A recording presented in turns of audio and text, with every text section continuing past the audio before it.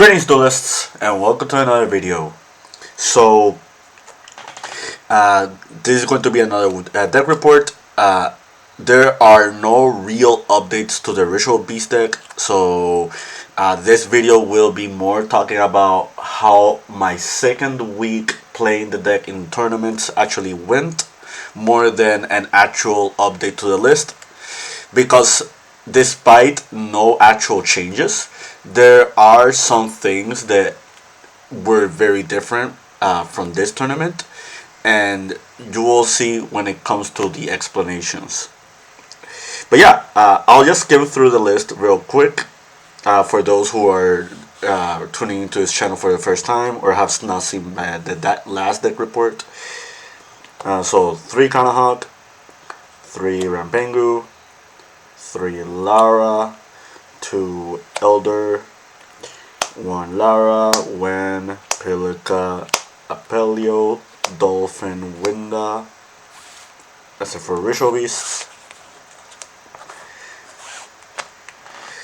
3 Shifter, Ogre, Nemesis Flags, and Protos.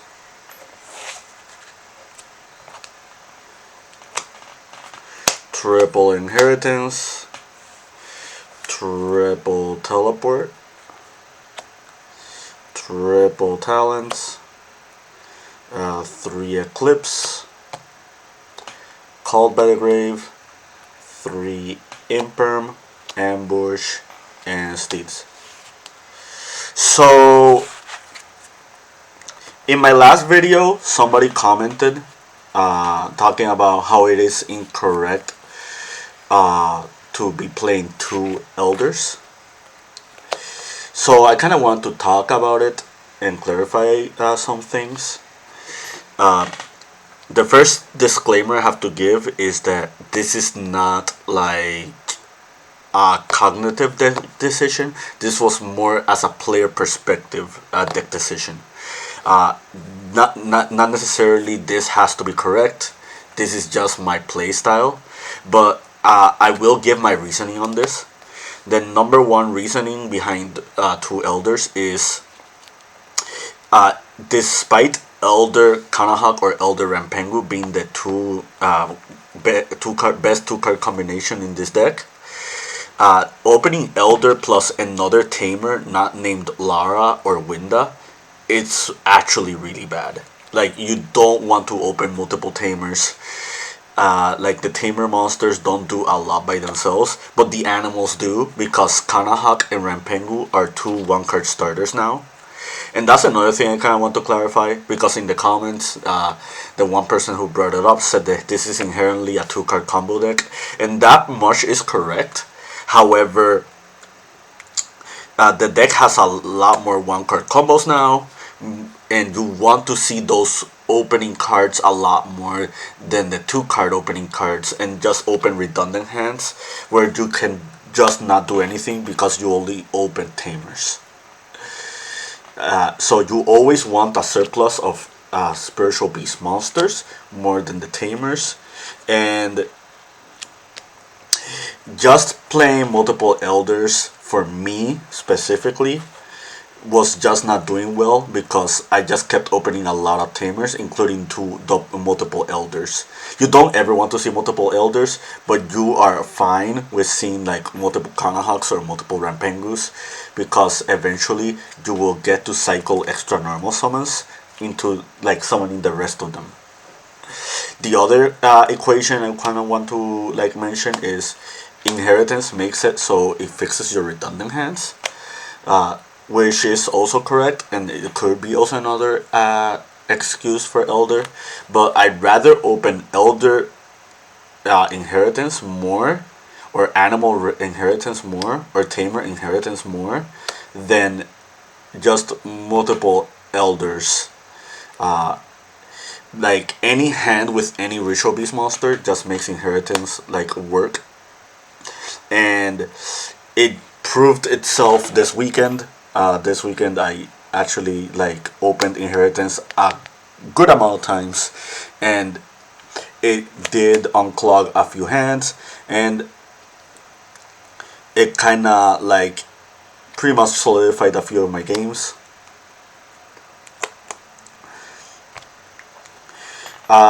So another thing that happened this past weekend is, if we look at the side deck, I guess I should show you the side deck again, for those who don't know or haven't seen. Let me move everything. Let me pile this back up to the main deck. Let's go to the side deck again. It's the same side deck as last week. It's basically 3 Ash, Corridor, 3 Droll, 3 Evenly Matched, Duster, Triple, Mind Control, and Change of Heart. So this week I did not play. I did not use these cards a lot. I didn't face that many Snake Eyes. I also didn't play Evenly Matched because I pretty much almost always went first every games 2 and so on and so forth. The cards that really shined this weekend were these 7. These 7 cards all overperformed this weekend. I faced Ice Barrier, Voiceless Voice, Vanquish Soul, Chimera branded, which was my only loss this past weekend. Shouts to Derek from EJ Gaming. Tenpai Dragons. And yeah, these cards overperformed. I found myself a lot more comfortable summoning Colossus now. Like some end boards that I end up with just prefers to just summon Colossus more than just summoning Protoss. And it proved very successful this weekend. Like this single-handedly won me 1 game against Chimera, 1 game against 2 games against Vanquish Soul, 1 game against Voiceless Voice. So a lot of people just forgot about this card, and sometimes when I'm doing my combo, a lot of people just go and like use multiple like imperms. Like for example, my Vanquish Soul opponent, they wasted 2 imperms on me. So I ended on Colossus as per my end board because they already went through 2 imperms. The odds of them having the 3rd one was very slim, and if they had a 3rd one, that means they pretty much just bricked. Because you don't want to see like 3 imperms in your Vanquish Soul deck. So this card proved to be very, very successful. I only got summoned. My opponent only summoned Typhon once, and the one time they summoned it, I had Appaloosa alongside the Colossus, and I also had another way to get rid of it, which was the Ritual Beast Steeds. So that also proved very helpful. So in the future, I might move Corridor to the main deck. I'm still unsure, but this weekend the card overperformed. Draw was another really good card this past week. Some M boards that I've made just ended on Colossus alongside Draw. So in the off chance they got rid of the Colossus, I just rolled them afterwards, and like it was pretty much a wrap because they exhausted some of the resources to get rid of it just so it can play their engine, and then their engine just gets stopped on the spot. My one loss was against branded Chimera, and it's because they evenly matched my board and then they branded fusioned. So Ash would have been really helpful there. Outside of that, Ash is pretty much the same as always, just doing Ash things.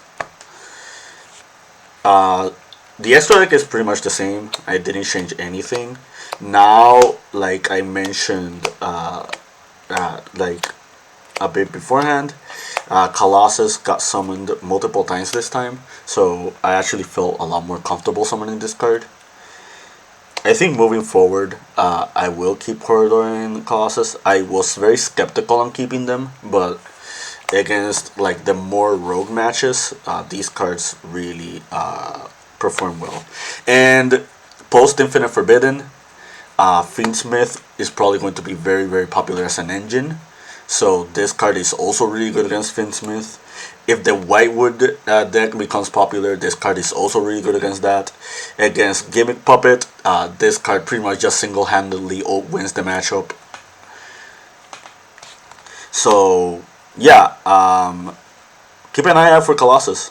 That's pretty much like my advice.